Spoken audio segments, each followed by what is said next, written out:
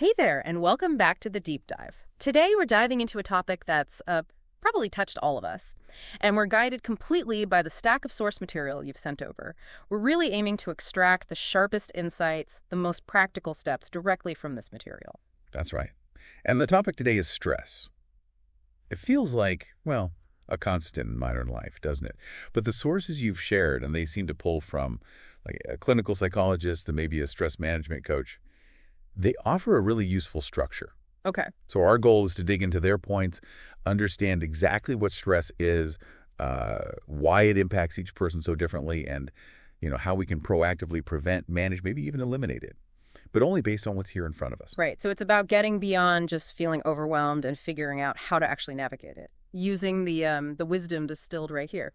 Okay, let's unpack this then. Where do we start? What, according to this material, is stress, really? Well, the core definition they give is actually quite simple. Stress is just the body's natural reaction to any demand or change that requires some kind of adjustment from you. And they immediately make that crucial split, don't they, between eustress, that sort of healthy, positive kind, helps you focus, get things done, maybe gives you a boost for a challenge, and then distress, which is the bad kind, Yeah. the constant, overwhelming, unhealthy kind where your system never resets. Exactly. That inability to return to baseline, that's the critical difference they point out.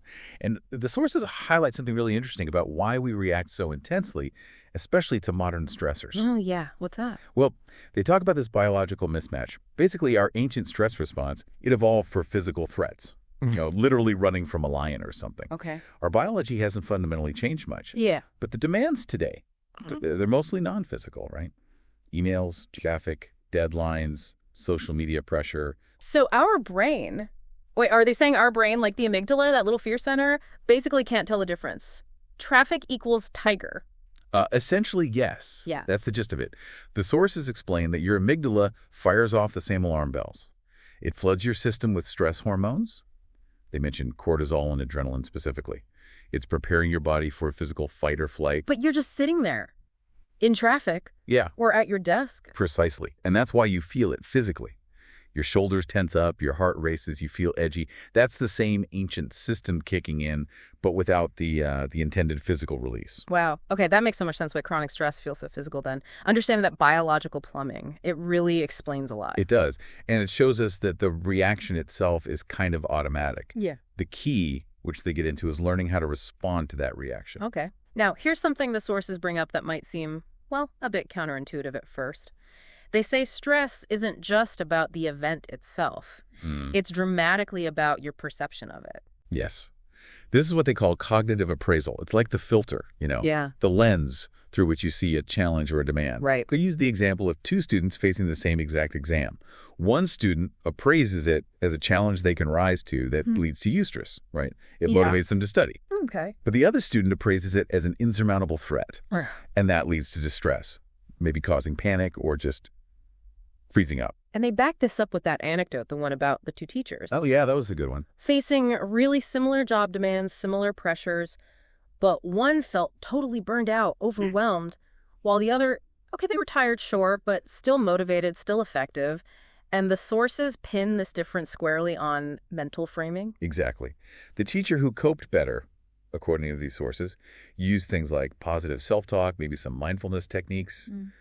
They set realistic expectations for themselves. The one who struggled, well, they internalized criticism more. They overextended themselves constantly. So their internal narrative, how they framed the situation, that made all the difference. So if how we frame things is that crucial, what proactive steps do the sources suggest? How do we get ahead of stress? They mentioned a stress prevention pyramid. Yes, it's a really neat visual, a three-layered approach.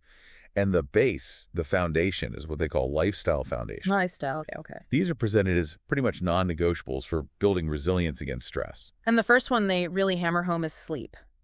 They even cite some neuroscience, saying poor sleep can amplify how you perceive stress by up to 60%. 60. 60%. That's huge, right? Yeah. It just underscores how fundamental sleep really is. Yeah. Then there's nutrition. They warn against, too much sugar, too much caffeine, things that create these artificial stress spikes and crashes in your body. Makes sense. And finally, movement. Not necessarily like training for a marathon. Yeah. But even just daily walking. They mention it specifically helps regulate cortisol levels, that main stress hormone. Okay, so lifestyle is the base. What's the next layer up on the pyramid? The middle layer is environmental control. This is about managing your external world, the things around you. Ah, okay. Like what? They talk about digital boundaries. Simple stuff, really, like putting your phone away during meals. Or maybe using apps, they mention Forest or Focus apps, designed to help you intentionally disconnect from digital distractions for periods of time. It's practical. What else for environment? And something maybe less obvious, decluttering. The idea that a messy physical space can contribute to a cluttered mental space. Messy room, messy mind. I've heard that. Exactly. And organizing, conversely, can give you a little sense of control when maybe other things feel chaotic. Okay, base, middle. What's at the top? The top layer is mindset work. And this brings us right back to that perception piece we talked about, how you think about things. Right. So they highlight unrealistic expectations, setting standards for yourself or others that are just impossible to meet. That's a recipe for chronic dissatisfaction and therefore stress. Yeah, do you see that? And people-pleasing is another big one they flag. Yeah. You're constantly saying yes to everything and everyone, often at the expense of your own energy and needs. Oh, definitely. That's a fast track to burnout. Right, fast track to emotional depletion is how they put it. And that's where setting boundaries comes in really strongly, including time boundaries. They suggest techniques like time blocking your day or week to protect your focus and energy. Which leads perfectly into that other tool they mentioned for this layer, the traffic light system for making decisions. Yeah, it's a great practical way to apply those boundaries in the moment. Simple concept. Green means yes. Go ahead. This aligns with your goals, your priorities.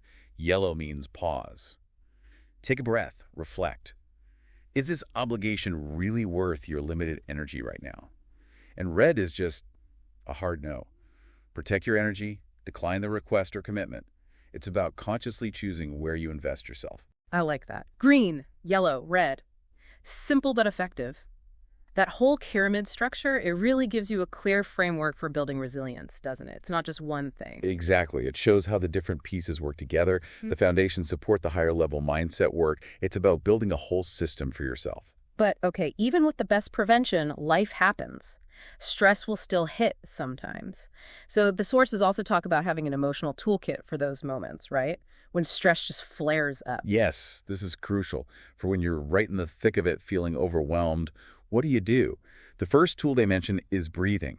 Specifically, they detail the 4-7-8 technique. Ah, yes, I've heard of this. Inhale for 4. Hold for 7 and then a slow exhale for 8 counts. They state this actively slows your heart rate down. It helps pull you out of that immediate fight-or-flight panic state. That's definitely something anyone can try, like right now. What else is in the toolkit? They also suggest progressive muscle relaxation. This involves deliberately tensing and then releasing different muscle groups one by one. Okay. The idea is to consciously discharge some of that physical tension that stress tends to lock into your body, in your shoulders, your jaw, your fists. Got it. Releasing the physical manifestation. Journaling is another technique they discuss, just the act of writing things down. How does that help? They describe it as a way to organize the chaos. When your thoughts are racing, just getting them out of your head and down on paper can make them feel less overwhelming, more manageable. Okay. And there was one more. Social regulation. This one really stood out to me. Yes. The sources really emphasize that we humans, we're wired for connection. It's fundamental. So simply talking to a trusted friend, a loved one, even if they just listen without trying to fix anything. Right, just being heard. Exactly. That act alone is discussed as being able to actually lower cortisol levels and activate the vagus nerve. It brings a sense of calm through that social connection. It's powerful to remember that reaching out isn't weakness, it's actually using our biology. Absolutely.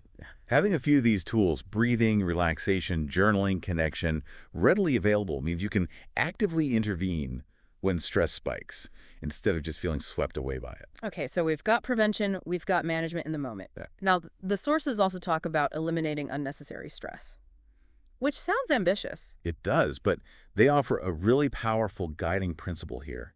If you can't control it, don't carry it. Say more about that. Well, think about how much stress comes from worrying about hypothetical future problems, things that might never happen. Guilty. Or dwelling on past regrets, things you absolutely cannot change now. That's energy spent on things outside your present control. That's the stress they suggest we can learn to not carry. Okay, conceptually I get it. But how? They highlight radical acceptance as being crucial here, recognizing and accepting that life will inevitably have messy, difficult parts. It's not about liking the mess, but about changing how you relate to it, not fighting against the reality of it constantly. That's where the control lies in your response, your relationship to the difficulty. That's a big shift in perspective. Do they offer a practical way to practice this? They do. They propose a concrete method called the stress audit. A stress audit. Okay, sounds official. It's actually pretty straightforward. A weekly exercise, maybe every Sunday, they suggest. You list your top 5 current stressors. Just get them down. Then, for each one, you ask yourself 4 specific questions. Okay, what are the questions? 1, can I eliminate it? Can I just get rid of this stressor altogether? 2, can I delegate it? Can someone else handle this? 3, can I reframe it? Can I change how I'm thinking about this? Maybe see it differently. Find the eustress in it. And 4, can I accept it? If I can't do the first 3, can I practice radical acceptance around this? Eliminate, delegate, reframe, accepts. That process forces you to actually confront each stressor and decide on an action, doesn't it? Yeah. Instead of just letting it swirl around in your head. Exactly. It forces clarity. And it brings up an important point they also make about recurring stressors. Like what? Well, things like, say, a perpetually draining friendship, or maybe a job that's just fundamentally a bad fit, causing constant distress. Yeah, the big stuff. The sources address this directly. They suggest that sometimes eliminating stress does mean setting very firm boundaries or even considering exiting a situation entirely. That can feel really hard, though. Oh, absolutely. And they acknowledge that. They frame it as choosing your discomfort wisely. Choosing your discomfort wisely. I like that. Yeah, it recognizes that making a change, setting a boundary, ending something that is uncomfortable, but it's a chosen discomfort, one that hopefully leads to less stress overall, unlike the corrosive, passive discomfort of just enduring chronic distress indefinitely. That phrase really sticks. Choosing your discomfort wisely. It reframes difficulty as something you can have agency over. Precisely. It's about being intentional. Where are you going to put your limited emotional energy? Okay, this is all great theory and structure. But to make it less abstract, the sources provide that practical example, right? The 42-year-old working mom, 2 kids, part-time job. A pretty common scenario for many listeners, probably. Yes, a very relatable persona. Yeah. And the key message for someone like her, they emphasize, is to start tiny. Really, really tiny. Okay, like how tiny? Like waking up just 10 minutes earlier than everyone else. Not to be productive, but just sit in silence, maybe do a few stretches, just 10 minutes of quiet. Manageable. Or preparing some parts of meals in advance, maybe on the weekend. This reduces decision fatigue during the week. Having to figure out dinner every single night is a hidden stressor for many people. Decision fatigue. That's Yeah. real. What else? Using a worry notebook by the bed. Before sleep, just jot down any racing thoughts or worries. Get them out of your head and onto the paper so they don't keep you awake. Simple, but could be effective. And scheduling. Actually scheduling just 15 minutes completely for herself each day. Even if, as they amusingly suggest, it means literally locking herself in the bathroom for that time. Whatever works, right? The bathroom sanctuary. Whatever works. And underlying all these tiny starts is a very important point they make. You are absolutely allowed to ask for help. Reaching out to a partner, family, friends, maybe professional support, it isn't a sign of weakness. The sources frame it as wisdom, as self-awareness. These start tiny suggestions feel genuinely doable. It's not about this massive overhaul overnight, but adding small, intentional practices. Exactly. It's about building momentum, proving to yourself that you can carve out small pockets of peace and control, even in a busy life. Okay. And finally, to support all this, the sources list some specific tools and resources people might find helpful. Yes, some concrete recommendations. They mention apps like Headspace, Calm, and Insight Timer, specifically for guided meditations. These can be great for building that mindset layer and also giving you tools for managing stress in the moment. Good ones. Any books? They recommend Burnout by Emily Nagoski and her sister Amelia, and also The Happiness Trap by Russ Harris. Both offer, deeper understanding and practical strategies aligned with these concepts. Okay, useful reads. What about just everyday tools? Simple things, like keeping a gratitude journal, shifting focus to the positive. Using noise-canceling headphones to create moments of quiet focus or calm. Even something as basic as a water bottle reminder app, because they note that simple dehydration can actually add physiological stress to your system. Didn't think about the dehydration link. Interesting. And they also touch on therapy. Yes, and they offer a perspective that really fits this whole proactive approach. Viewing therapy not just for people who feel broken, but for people who are prepared. Prepared to invest in their mental and emotional well-being, to build skills, to understand themselves better. It aligns perfectly with the idea that managing stress is an ongoing practice, not a one-time fix. That's a great way to frame it. Okay, so we've really covered a lot of ground today, pulling from these sources. We went from the basic definition of stress, understanding that sort of wonky biological response, through realizing how much our perception shapes everything. We looked at building that prevention pyramid, lifestyle, environment, mindset. Stocking that emotional toolkit for when stress hits anyway. Right, the breathing, the relaxation, journaling, connection, and then even auditing our lives to try and eliminate the unnecessary stuff, asking those 4 questions. Eliminate, delegate, reframe, accept. And grounding it all with that working mom example and the start tiny approach. It's a comprehensive picture they paint.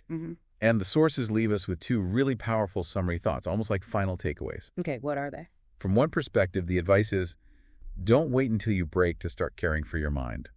Be proactive. Powerful. And the other... Peace is not a place. It's a practice. So it's not a destination you arrive at, but something you actively cultivate. Exactly. Day by day, choice by choice, breath by breath. Well, that feels like a good place to pause. Take a deep breath, maybe drink some water, like the sources suggest. And remember, you're definitely not alone in navigating all this. Based on everything we've unpacked today, maybe consider trying just one tiny new strategy this week. Yeah, maybe it's that 4-7-8 breathing when you feel tension rising. Or maybe spending 10 minutes on Sunday doing that stress audit, just identifying one thing you could potentially eliminate or delegate or reframe. Think about which single piece of advice, or maybe one specific tool we discussed, resonated most deeply with you right now. That might just be the perfect tiny place for you to start building your own practice of peace.